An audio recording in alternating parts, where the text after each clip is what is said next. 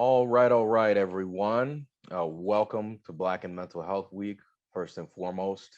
I'm Dr. Broderick Sawyer. I'm a psychologist, a consultant, an educator, a reverend, and most importantly, a Black and Mental Health co-founder, as well as the director of the Racial Trauma Center at Genesee Valley Psychology.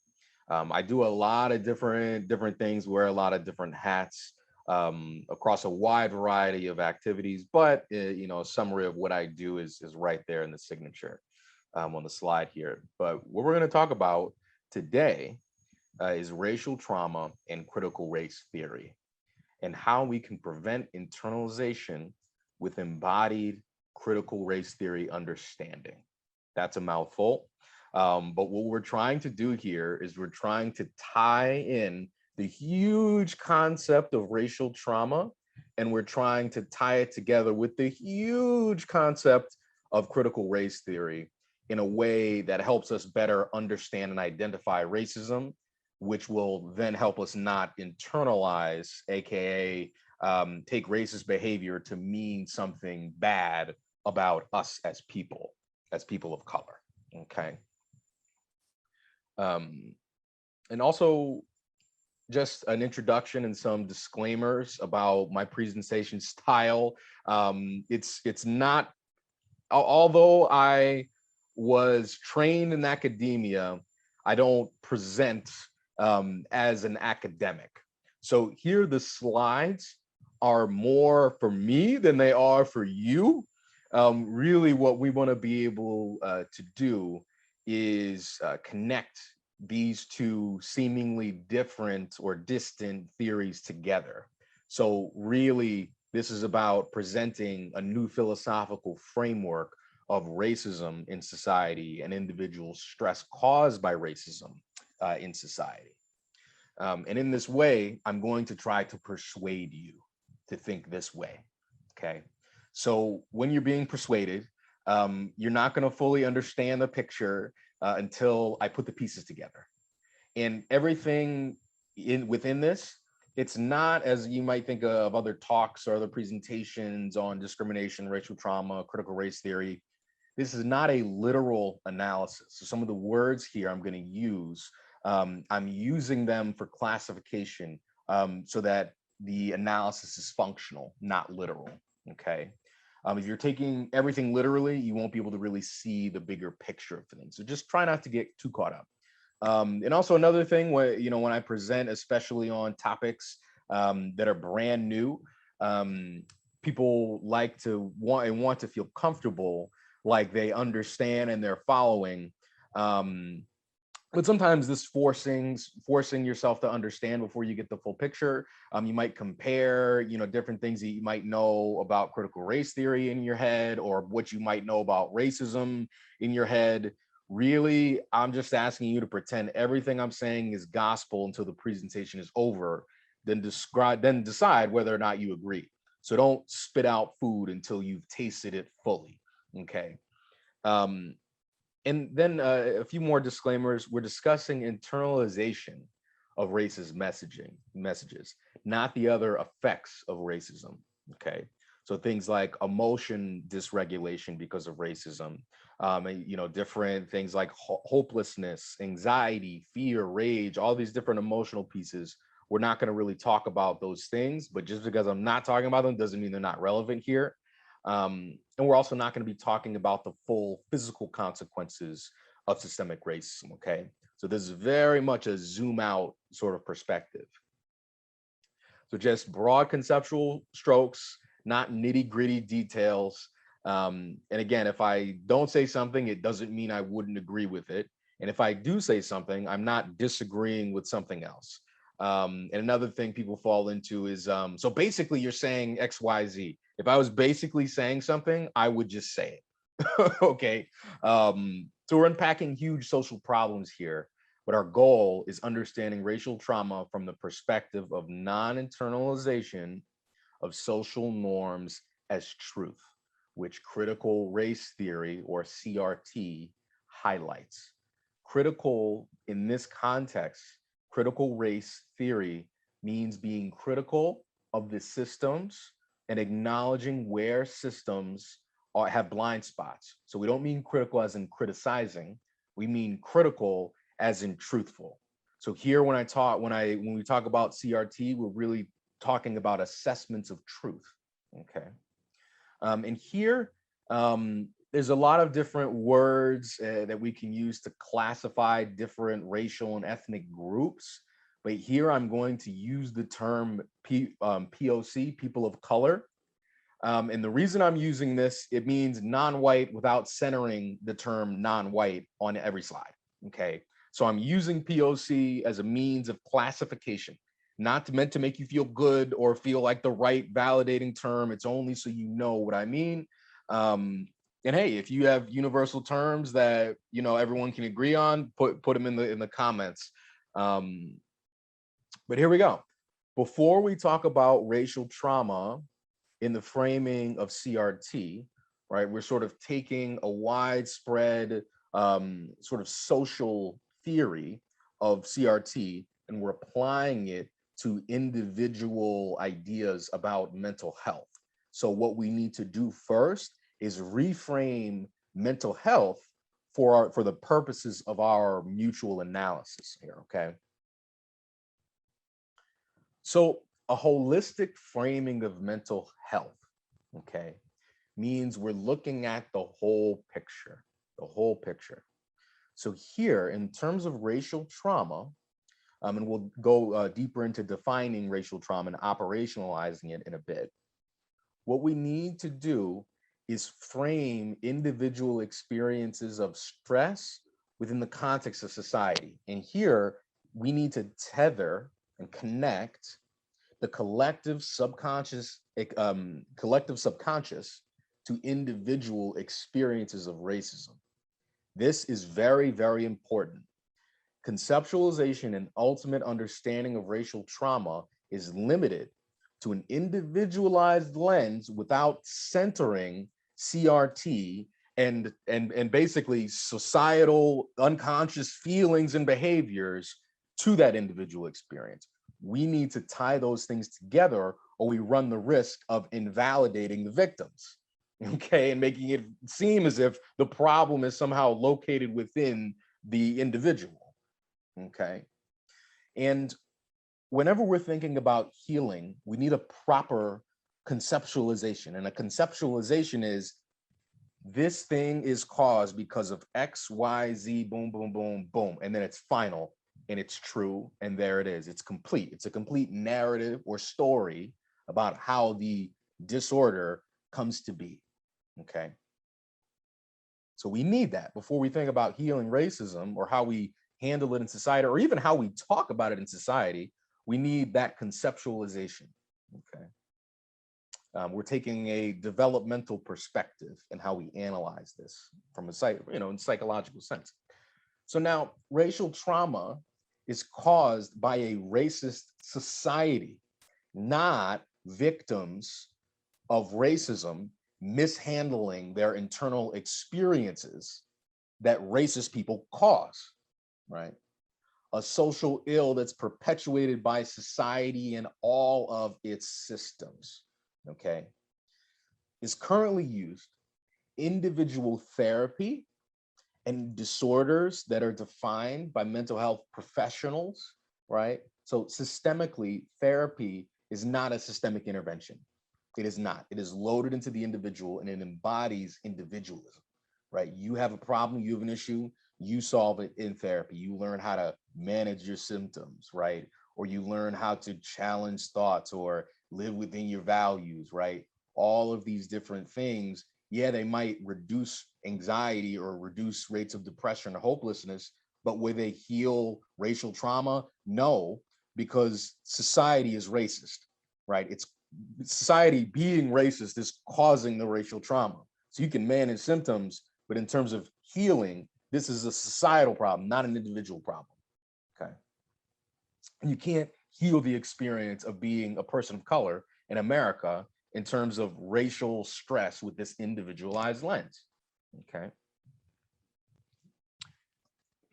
So further, if we build its etiology right, in our understanding of racial trauma, okay, around individualized contexts and individualized lenses, we disconnect the collective emotional experience of racial trauma from systemic behavior, okay, i.e., racism causing more prison time, less financial resources, right, more violent, trauma-ridden communities, okay.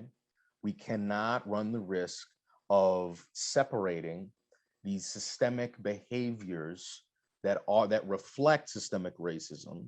We can't disconnect those from the conversation of racial trauma.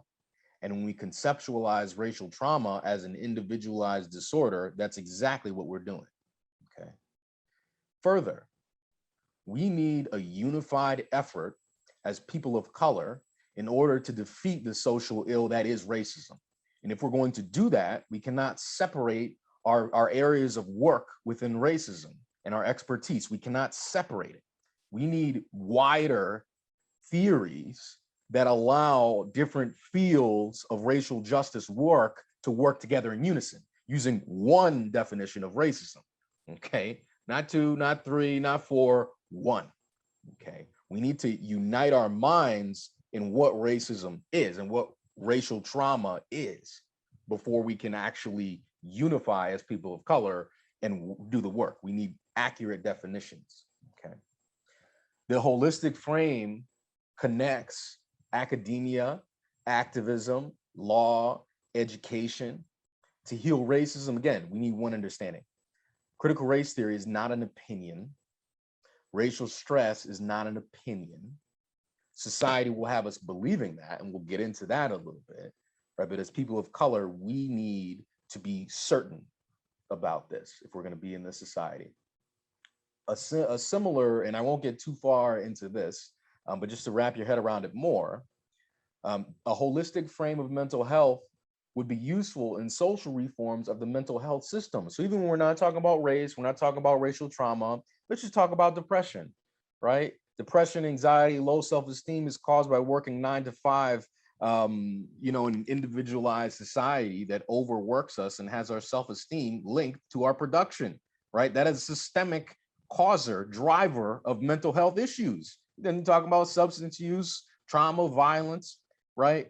If you look at it that way, now the individual is not at fault for being depressed or for their alcohol problem, right? The system is now implicated for creating conditions that cause and promote those types of feelings that drive someone to the bottle in the first place. You see how that works, right?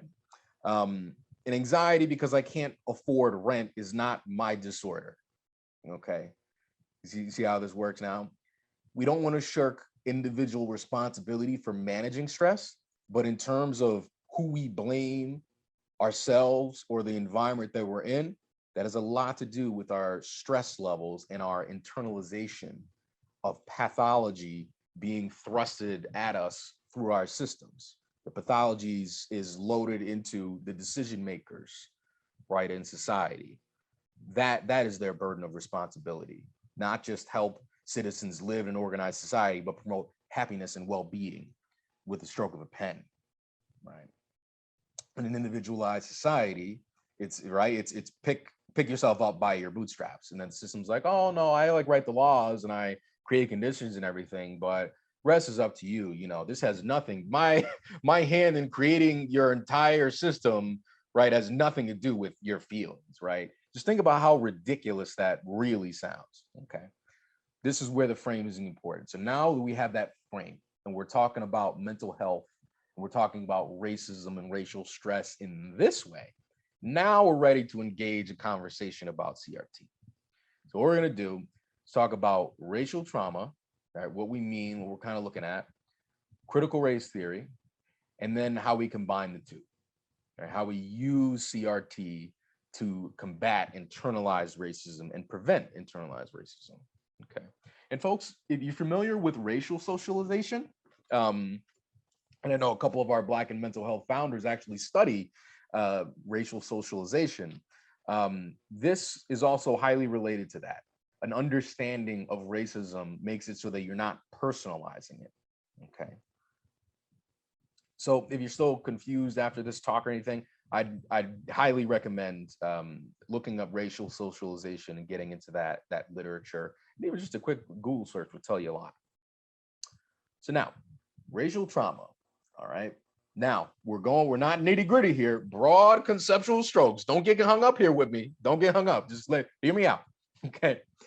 What racial trauma can look like is a context-driven, situation-dependent spectrum of stress, okay, that also interacts with the individual's ability to manage emotion, the individual's ability to see and identify racism, right? Their level of socialization or understanding of racism in society, right? That all of that will change how someone experiences stress in the moment. So what it can look like, okay? It can look like strong feelings of anger, sadness, anxiety, or shame when you're in all white environments, right?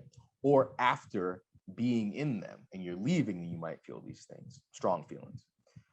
Or you can feel more subtle feelings of anger, sadness, anxiety, shame, right? In all white environments or after being in them.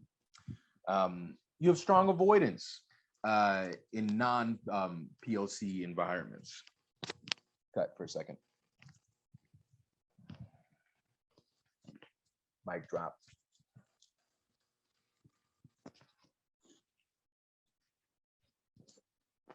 So in addition to these strong or more subtle feelings, we can also have strong or subtle avoidance in those non-POC environments or after being in them.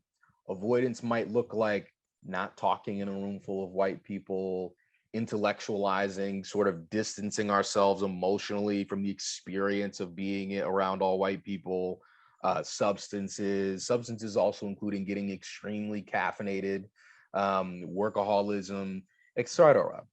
But code switching is another one. Just code switching, you're trying to do that to prevent harm coming from an anti-Black society. If you embody your Blackness, right, and you start talking like you on the streets and or you in the hood, whatever, whatever that means for you, whatever your authentic Blackness sounds and looks like, person of colorness looks like, you code switch that, you try to act white and blend in so you don't get hurt, right? That's a reflection of racial trauma, okay? Like I said, it's a spectrum. When we treat things like it's either this or that, then we miss the entire point, especially when it comes to racial trauma, okay? So it can also look like worry, anger, and shame-based fixation or rumination, right? So recycling stressful thoughts. That's also a reflection of racial trauma. If it's about, experiences of discrimination, oh, what did that white coworker think of me, that's what's sort of happening. So now what we're focusing on today is lower self-esteem, okay? So seeing oneself like you in the way that you see you, seeing oneself as smaller because society is demanding it, and then actively harming me if I see myself as bigger or more capable, okay, and act in that way.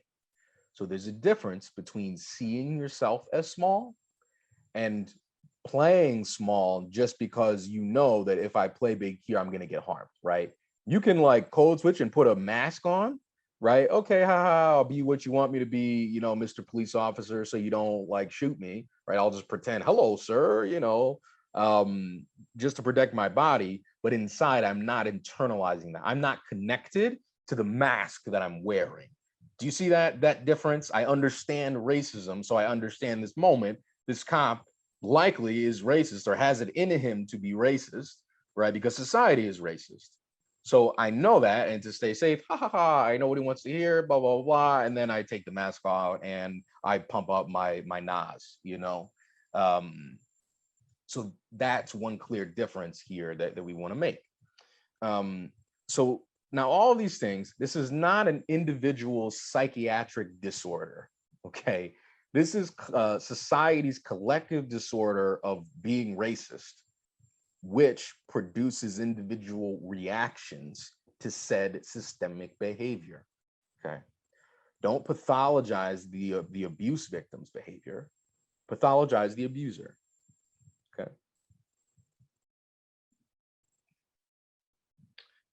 So now let's talk a little bit more about this, okay? And if you're still a skeptic here, let's deepen it a little bit. Okay. So now in the field of clinical psychology and treatment and counseling in general, there's still a conceptual debate about the individualized classification or categorization of racial trauma to determine the proper diagnosis, right? We're just throwing it, on the pile of individualizing disorders rather than looking at society for creating them, right? How we determine, right? So even if we say that the mental health system and classification of diagnosis is fine, depression, PTSD, all of that. Okay, let's just agree with all that logic of diagnosis. Let's just go ahead and agree with it. Now, how we determine what is disorder in the field of psychology, right? How we use our architect training to develop what a disorder means, specifically in the field of clinical psychologists, okay, which is part of my training. How we determine what is disorder. The development of disorder needs a measure or standard of comparison of normal development. So we only know what depression looks like because we know what it doesn't look like. Do you understand that? So we need that standard of comparison in order to know when something is pathology or abnormal. Okay, now we have this with all other disorders, not when it comes to suffering from racial trauma. Why? We don't have a standard of comparison. Okay, we have no measures of psychological health from individuals who grew up in a non-racist society. Do you see what I'm saying? So in order to diagnose racial trauma, we need to know what the opposite of racial trauma looks like. And we can't know that because racism is a part of everyday life as a person of color, whether you realize it or not, it's happening to you, okay? So racial trauma and associated symptoms, therefore, are normal responses to our society, okay? The relationship-driven cognitive emotional phenomenon that involves the global anti-Black culture. This is driven, okay, by culture, not something to be pathologized within individuals, okay? So a categorical classification of symptoms related to the daily experiences of people of color living in a white supremacist society contextually is quite inappropriate, okay? Categorically, identifying and saying that's pathology, you have a disorder, caused by racism. Well, no, isn't racism disordered, right? We want to categorically, if anything, categorically classify the symptoms of individual and systemic racist abuse instead, right? That would make a lot more sense. So an attempt to make racial trauma into an individual disorder is another reflection of our societal tendency to individualize blame and put it on individuals. And in this case, like I talked about depression before, but in this case, it's even more inappropriate, right? So what does internalization mean as we lead into our conversation about critical race theory and how this all works together? What do we mean by internalized racism? Internalization means I am what white society says I am. When racism happens, I integrate what happens into my self-image. So if I get pulled over and beat up by the cops, then that happened because I'm bad or I did something wrong, right? We're removing racism from the equation when really it's the entire equation, right? It's like abuse dynamics or Stockholm syndrome. So you're believing what your abuser says about you so that you remained under the control of the abuser. You see this? This is white POC dynamics. Okay, it's abusive. It's emotional abuse. Okay. Internalization, and here's the key. Internalization doesn't happen because racism is happening. It happens because we embody colorblindness and individualism as a society. Okay. Let me say it again. Internalization doesn't happen because racism is happening. It happens because we embody colorblindness and individualism as a society. Okay. Racism doesn't exist according to society. Okay. So when it happens, it doesn't. And it leaves POC getting gaslit, right? And gaslighting ourselves, right? In individualized society, everything is my fault also. That's a talk, I could give a talk on individualistic, sort of norms, alone. But this is, again, for classification, that's a thing that contributes to internalization. So this is a social recipe, a societal recipe for a self-esteem disaster, okay? So we need to keep the narrative of racism in mind when we experience a racist society, okay? CRT helps us do that, and this prevents internalization of racist things. You need to be able to see how vast racism is to identify it appropriately, so you don't integrate stuff that's not your fault, right? This is important to be able to recognize here. This is the importance of understanding critical race theory for us as a society. It's important for kids to receive racial socialization to defend their mental health. It's the same thing. We need to be able to identify things so we don't integrate them, okay? So the last sort of example I'll use here, let's just think about social anxiety in particular. We're cutting here, Manny, hold on. This shit keeps falling off me. So when we're talking about internalization, let's just use this example of social anxiety, right? So someone comes into my office and they say, I am nervous around people. It's ruining my love life. It's ruining my work life. I can't be around people. I get this intense anxiety and I'm, worried about everyone thinking about me and right?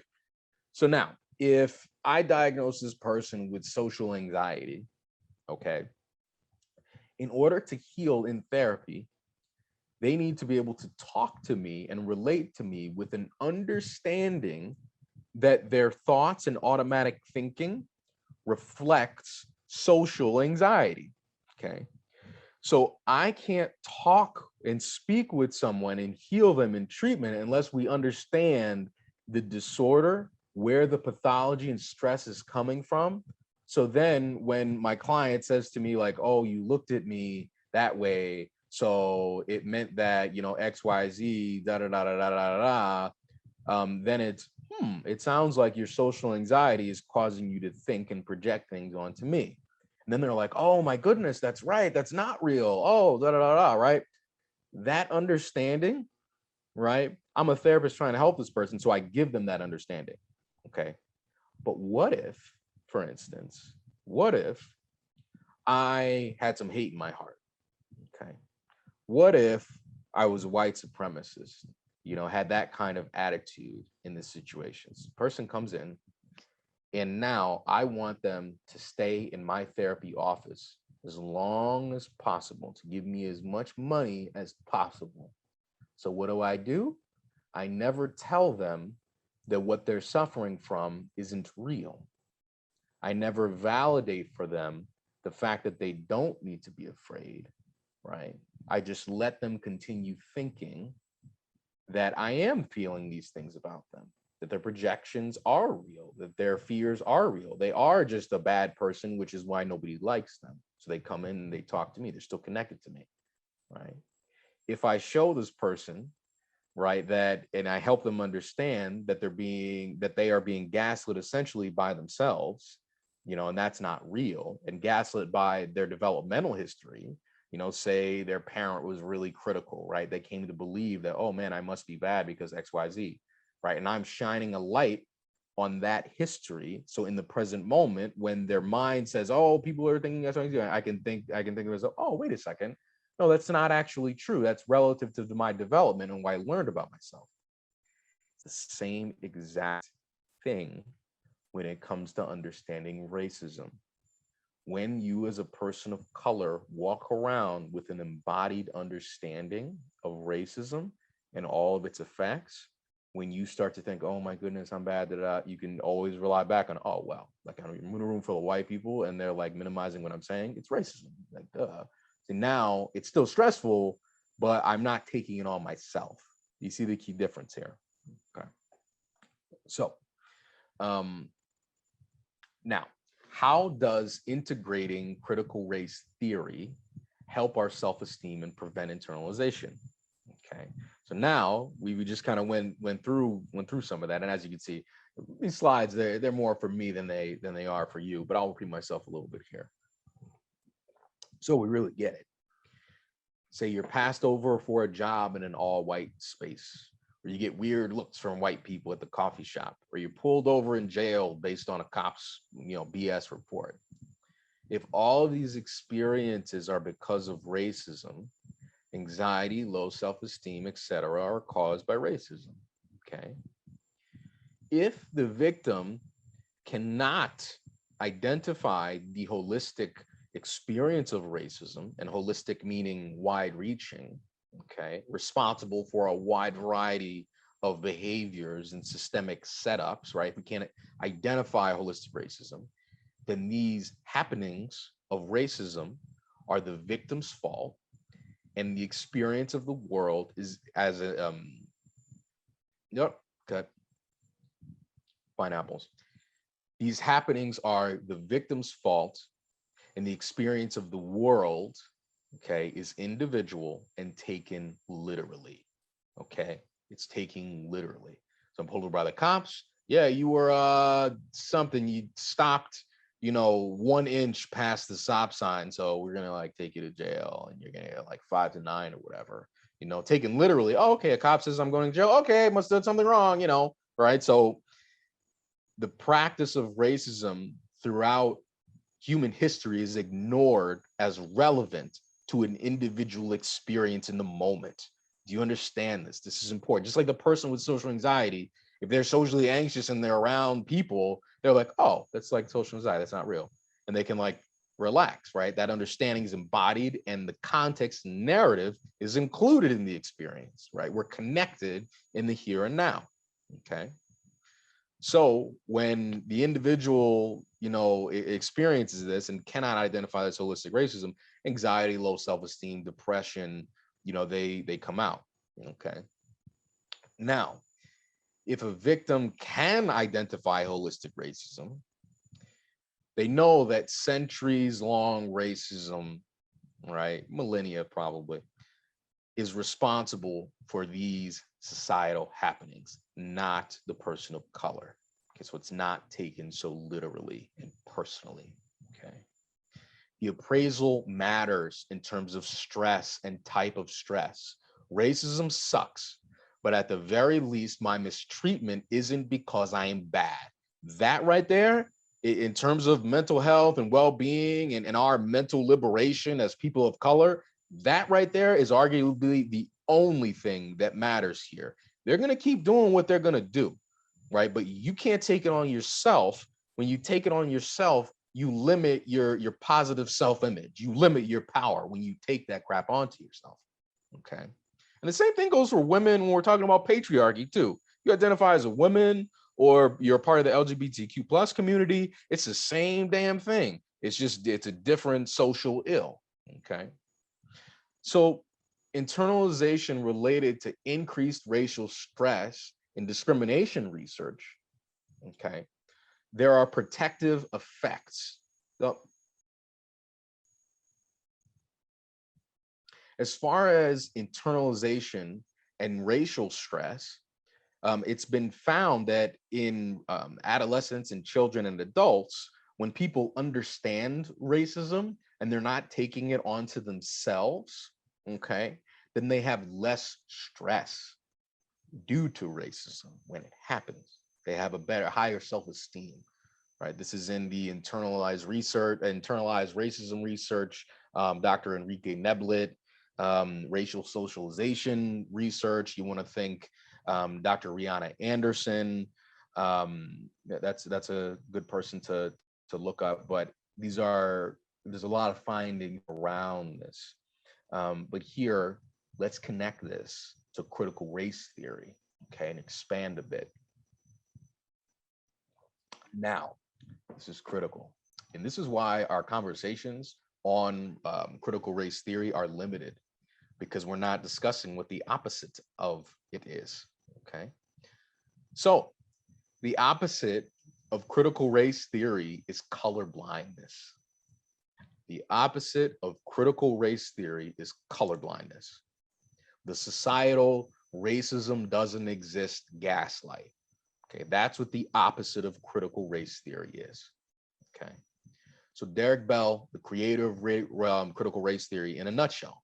Okay, the humans who created and make decisions within government systems have racialized perspectives of the world because the world is racialized. Okay, so we create different laws and things that take race into account and then pretend that we don't. Okay, in the system of law, things are taken literally. So the conversation of race isn't really present, which is why we see higher rates of incarceration of people of color. Okay, and it's another reason why we see female victims of sexual assault and different things in the court system, right? We see a lot of invalidation and gaslighting in the same sort of way. Okay, so not acknowledging bias. And why is this? Well, Derek Bell brilliantly put it together. Just in terms, let's just keep our focus on race here. So he challenges the underlying assumption that judges, right? There's an underlying assumption in law that the whole system rests on this assumption. Okay, keep this in mind, very important. Judges and those in law have the ability to reference some sacred law of justice or fairness or truth in ways that transcend individual identities, right? And we can see this, right? And this is AKA bias isn't a factor we must account for in our systems. We pretend it isn't there. And we can see this in the way that judges come out. They come out, everyone stand up, preside over the judge who knows justice and truth and fairness. And he's not a human. He's not an old white guy who grew up in the South. Like, what? Like, the system upholds this. Why they sit higher, I know truth better than you, right? You can see this now, okay? So that's nonsense. They're human, right? But they're pretending that they're not, okay? So now truth or justice in terms of law, so we're just talking law, okay, means deciding if this court case in front of me is different or similar to other cases from the past, okay? So very much like scientific research, okay, we are using past situations and findings, right, to draw conclusions in the present moment, okay? The science community is just as guilty as this, of this, but we are pretending as if me deciding whether or not this is a similar situation or different from the thing in the past, right? In my decision-making process, I have social bias. That social bias is driving my decisions, okay? So now Derek Bell is brilliantly challenging this through analysis. And he's basically saying, yo, look, naturally, personal history, upbringing, and experience all drive decision-making. You can't turn that off. Law structures are basing its entire system of fairness and truth and justice and all this stuff on this philosophy and idea about how humans make decisions, right? That's pretty screwed up. This is not a good situation here. But this is what they're doing. So this isn't just an issue in terms of race. This is an issue in terms of assessment of truth and building entire societies on truth rather than lies. You never really build a foundation that touches the ground. You're in a floating house, it's going to topple over. Unconscious bias is called such because it is unconscious, not to the conscious mind. Law pretends that unconscious bias doesn't exist, which is the worst thing you can do if you're trying to correct for your biases or improve your society. You know, my dishes don't get clean when I pretend, that they're clean. This doesn't happen. And further, Derek Bell uses Thurgood Marshall's example. Excuse me, cut there. And further, Derek Bell uses the example of Thurgood Marshall's success to further prove his theory. So what he said was a Black presence in white spaces, okay, does not equal social progress for Black people, for people of color. It only means that one person achieves success for themselves and they cannot take their authentic Black or POC interests with them. They must adopt white interests to be given power. Do you see? Okay, you understand. When we talk about, Uncle Tom, right? This is what this is, right? You can't embody your full Blackness, your full authentic POC feelings, and then get praised by white society. Let's just think about it. Identify as a Black male. I'm just thinking about Black males in particular. They're validated for very limited things, music, right? White people can make money off of it, all right? Athletics, white people can make money off of it.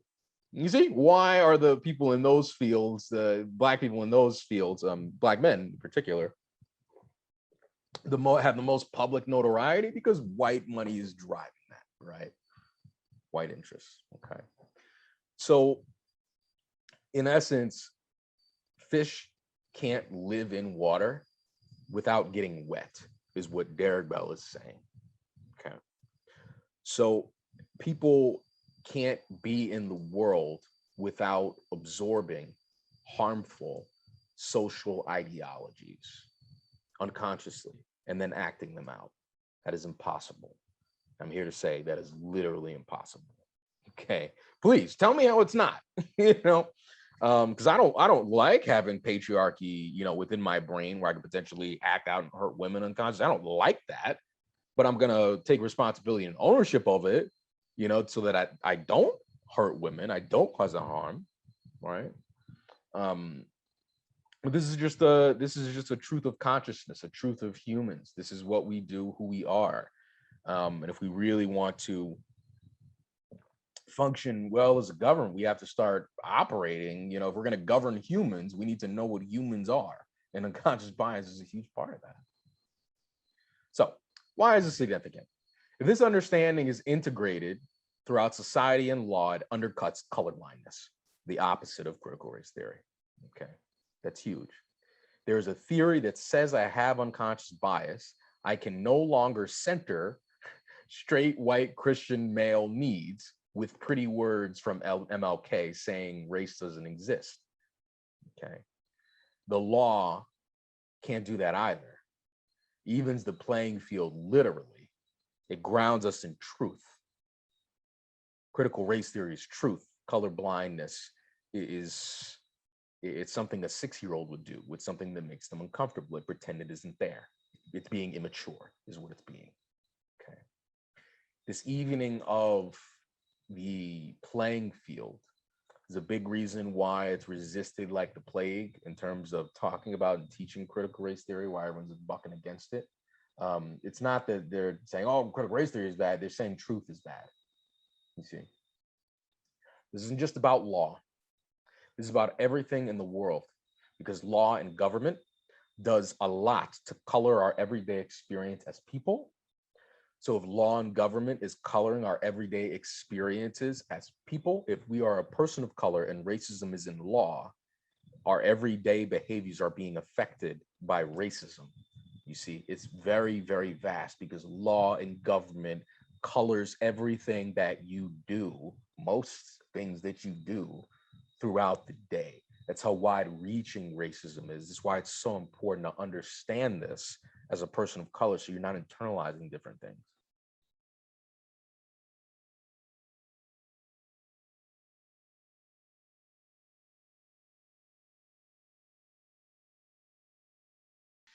So CRT conceptualizes racial stress and trauma from the standpoint of systemic creators and enforcers, okay, directly causing the suffering of people of color. Directly, there's a direct relationship of causation, okay? So that's where that is. So CRT also prevents, from this lens, prevents internalization of microaggressions just the same. Microaggressions might still piss you off when they happen, but you can see that the behaviors reflected in white people in society are happening because of systemic things forcing them into that. It's not to say that we don't defend ourselves against microaggressions or fight racism. It's just that internalization piece. We can see that, the random white people in society who might act with a certain ways, they're unconsciously acting out conditioning. And we'll kind of get into unconsciousness a little bit later, which is helpful when it comes to our individual experiences with racism, like that moment to moment person being racist to me right now. We'll zoom into that in a little bit. So reimagining racial trauma from this lens implicates systemic change as a part of healing racial trauma, okay? So it's not just limited to the therapy room or mental health interventions, it's the entire anti-Black system which needs changing. So what activists do, and what organizers do and have been doing for centuries was all work in reducing racial stress and trauma, okay? So now you can be an activist and a healer of racial stress and trauma. Do you see this? See how this unifies fields more? So the stress resulting from systemic racism equals racial trauma, okay, in essence. So we want to, as people of color, learn how to relate to reality as it is, not how white people wish it was, colorblind. And honestly, for ourselves, we wish racism didn't exist. And when it happens, we don't want to think about it that way. But it's true. It's just the way the world is. We're operating in reality, right? No matter what society tries to gaslight us into believing, we can see racism, we trust our experience, we carry that experience and understanding of racism around with us, and we can't be, talked out of the idea that we experience racism by white dominant ideology around racism, which is color blindness. Okay, that is the dominant philosophy on what race is in society and how we act on it. And mainstream folks, right, that's colorblindness. So when we embody CRT, okay, which I kind of call like embodied racial socialization, once you understand and embody an understanding, you carry it around with you and you can see and identify it as you move through the world. You see what you've been socialized to see. So now we become happier when we're not confused about why we're being mistreated, okay? When we think it's our fault, right? When we think it's our fault that we got pulled over, we think it's our fault we got passed for that job or whatever, right now our self-esteem is taking a hit. There's already the stress of maybe not getting that job, but now it's, oh, I'm not getting this job because I'm bad, right? But if we see the context for what it is, and oh, the hiring board, the hiring committee was all white, right? Then, oh, okay, so racism could be involved here, could be at play, and it probably is at play. So that's a part of this, right? So now at least you know, and you can act accordingly. So what this means is if you're sitting in a job interview and a bunch of white people are microaggressing against you, one, you'll be able to identify it. Two, you'll be able to not internalize it. And three, then you'll be able to say, I don't know that working in an all-white environment with people like this who are microaggressing against me on the interview already. If I walk into this environment and then work here, and some of these people are going to be my supervisors, imagine how much worse it's going to get, right? Because I'm realistic about the presence of racism, and I'm realistic about the idea that white people are so unconscious with it, and they aren't held systemically accountable for it, so they can just do whatever they want with me, in certain settings. If I put myself in some situations, right? You can't have complete control. This involves privilege. It involves privilege naturally. Some people can't choose whether or not they work, for microaggressive white people or not, right? But at the very least, if you can see it and identify it, you can ask yourself, okay, do I have choice? You can use the power that you have to combat things, right, that are within the system. And similarly, when we try to make change from the inside, we can do that. It's not impossible. Just don't be naive about it, right? So this is us just not being naive when we are looking at the world as people of color. We are standing firmly in our true experience of the world, which includes racial stress, but the outside world is saying that it doesn't exist, right? So we need to stand in that firmly and act accordingly, okay? I think Malcolm X is a great example of that, acting accordingly. Hey, y'all being racist and you're saying you're not? Well, okay, we're gonna go ahead and build our own community, and we're going to build our own education, and we're going to define our self-image because y'all are like full of crap, right? Is in essence, kind of what he's saying, right? So moving forward here, this is about having and carrying around a critical consciousness, right?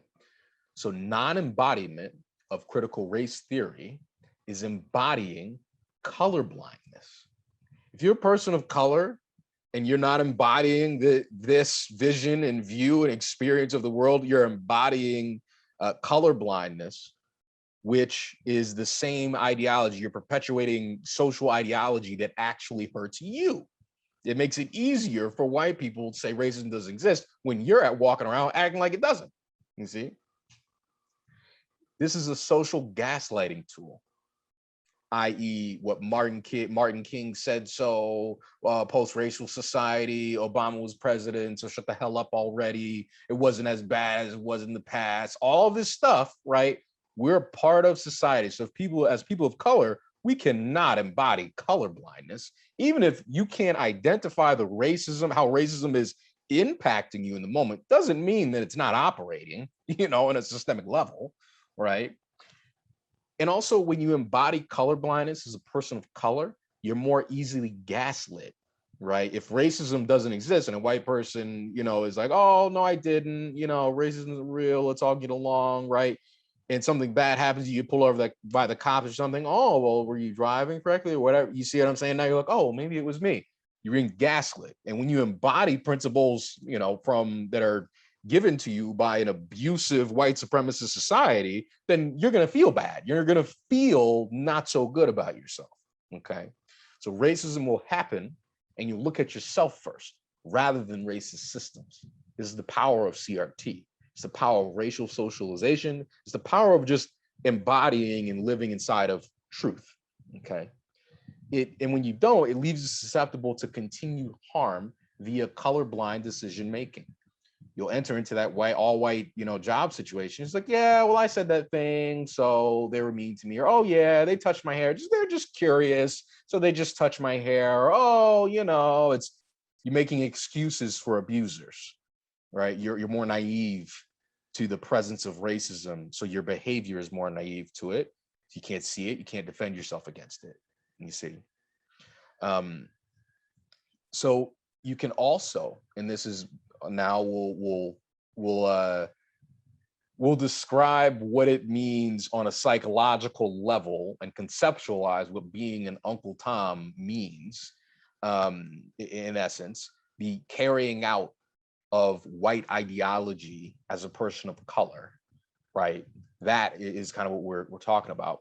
So if we see the world and invalidate our own experiences by embodying color blindness, we can perpetuate and lift up racist ideals and principles subconsciously because we're living in the world without paying attention to racism, right? As a person of color, okay? Just like white people who ignore racism, when they do this, it hurts you and it hurts all other people of color. When you do this, it hurts you more than white people ever could, okay? Because now you're also operating as a scapegoat. So if someone brings up critical race theory, the presence of racism, they're going to point directly to all the people of color who are being like, race doesn't exist, post-racial society, blah, blah, blah, blah, right? So you're causing actual harm when you embody the same principles that white supremacy does. And if you're a person of color, it's arguably even more harmful, okay? Both to yourself and to the struggle and the movement overall. Just live in reality. We're living in reality. This isn't about right, wrong. This is about reality. Okay. So when we talk about healing, we need this critical consciousness. So we were going to summarize and wrap up here. So when you embody CRT, you're less reactive to, surprised by racism because it is an understood situation and problem. Acceptance allows your mind and your emotions to stop resisting reality. We cannot solve problems if we resist the reality of them. This is what acceptance means. Acceptance doesn't mean not fighting or battling racism. Acceptance means acknowledgement of reality. Colorblindness is non-acceptance. It's resisting reality willfully on purpose, right? Especially when you become aware and you continue to resist, or even if you're right now, if you're like, think, oh, Broderick is so wrong, look into that resistance and see what you're resisting inside of yourself rather than the words that I'm speaking, because this is emotionally uncomfortable. And we have to develop calluses, around, handling racism in the day-to-day world. We can no longer just be ignorant and blind to it, because if we do that, we're harming ourselves and we harm others, and we allow colorblind ideology to perpetuate itself as a social ill in society, okay? We still have the pain of racism and the disappointment, but there's less suffering. Suffering meaning resistance to the pain, right? And if we resist and avoid pain, then we keep entering into situations that cause the pain and we don't know why we're in pain, right? And it just keeps happening. So embodiment of CRT, right, is the embodiment of truth about race and the nature of race in this country and in the human subconscious, okay? Now you can protect yourself against individual racism because you can see it clearly and you're not internalizing it. So instead of getting all swept up like, oh my goodness, the fixation on me, like, oh my goodness, I'm so bad, I must have done this thing, da da da da. That's why these white people acted it out. I'm like, no, like, they was racist, and now I'm in this situation. But hell, can't control racism. If they're gonna go ahead and abuse me, then I'm gonna leave that situation and I'm gonna go create, with people who aren't racist or who are aware and work on their bias, or just with all POC people and be in those environments. So as we accept racism exists, when it happens, we acknowledge it and we protect ourselves accordingly. You're less likely also to give racist white people the benefit of the doubt, right? So that they can continue to harm you, right? And so that you can continue to excuse it, okay? When we don't acknowledge that, the benefit of the doubt will become your catchphrase. It's okay to collaborate. Everybody got something. I know that I act out, sexist, norms and conditioning, right? I do active work, on myself in that way. But ultimately, if someone's working with me and I keep harming them, again and again and again, they should leave. They should leave, please. That is a critical sort of thing to understand for people who have marginalized identities, as well as identities that are more privileged. Right? We need to work on ourselves and we need to acknowledge sort of what's happening and focus on our self-interest and focus on our mental health in these ways. And it's so context specific. Only your own awareness is going to tell you, in any given moment, what you should do with the racism that's in front of you. Okay. And lastly, you fight racism more effectively when you can see it clearly. This is just basic math. You look at a math problem on the page, if you're ignoring certain parts of the problem because they make the problem more complicated, you're not going to solve the math problem. You're going to keep trying to do equations. You're wasting your damn time, unless you're looking at and walking through the equation for what it is, not what you wish it would be, right? And this is what color blindness has done to the society. Racism, racism, racism. But then we're like, oh, hey, let's talk like we're more united. Let's have more unity. It's just it's nonsensical. And we can speed things up as people of color if we start to change our half of the dynamic by embodying this understanding. If you change your half of a dynamic in a relationship, you can change the entire relationship, right? This isn't ironclad, but at the very least, we need to start with our feet in truth, stand in truth, okay? So now if we understand critical race theory, we understand on an individual level, on a racial trauma-based kind of level, we understand that racism is unconscious. We understand that the majority of the effects are held in place by systems controlling resources, social ideals, such as colorblindness, and systems of punishment and criminalization. See? You also understand racism is not something you should internalize. And you understand racism is vast and seemingly disconnected from race sometimes. Okay, so there's that second, hold on a second, you're looking clear, you're more perceptive and engaged with the system and how it causes and produces your experience of reality. Okay. So in summary, conceptualizing racial trauma from a critical race theory lens centers systemic forces and white-led pathology. Okay. People of color are not doing anything wrong to cause symptoms. Racism is a social pathology. Okay. Symptoms of racial trauma are not. All right. That's not pathology. By centering society as the causer of symptoms, it shifts the shame and self-blame off of people of color. All we did, quote unquote, as people of color, was be born in a racist society. That's what we did, which we didn't do. And you don't choose who you're born to or how you're born. Right? Also, by centering the problem clearly, better solutions emerge. You can't solve problems if you're operating in delusion, which is color blindness, believing in gaslighting messages, right? Problems in the matrix cannot be solved in the matrix, you dig? You have to stand outside of the matrix before you can even see the matrix clearly. Okay. Shout out to Keanu Reeves. So we're not, and just to clarify here, we're not saying that if you're a person of color and racial stress is happening to you, that you shouldn't seek therapy, right? That's not what we're saying. You can manage stress through therapy. But in terms of what we're calling a disorder, right? What is pathology, right? That's what we're trying to clear up here, okay? It's important. So color blindness is the opposite of critical race theory. And the current dominant societal opinion on race is color blindness. That's why people were very quick to try to squash down critical race theory, because color blindness holds the fabric of behavior, of white-led behavior together in the society. So in essence, embodied critical race theory is embodied racial socialization. It's like reading.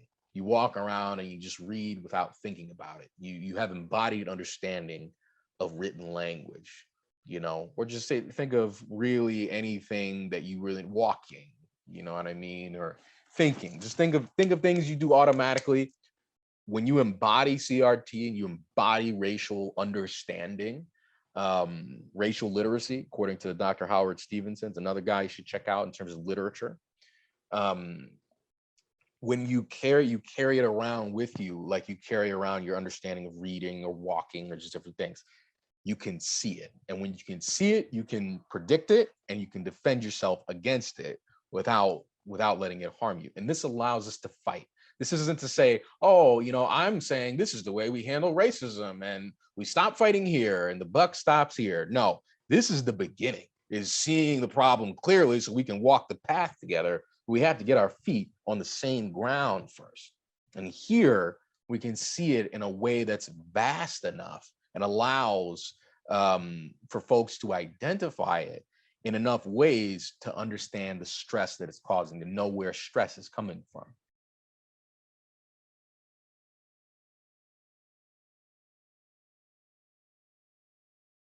So really thank you all for hanging in there with me today. I feel like we got there. We got it done.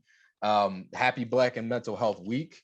As far as me and where you can find more content, I've had my website, and that's my email address at the bottom of each slide. So if you want to get into contact with me, I do workshops, keynotes, consultation, variety of different things for a variety of different organizations, all the way from activist organizations, all the way up to businesses and corporate settings who are like, really ready to talk about race.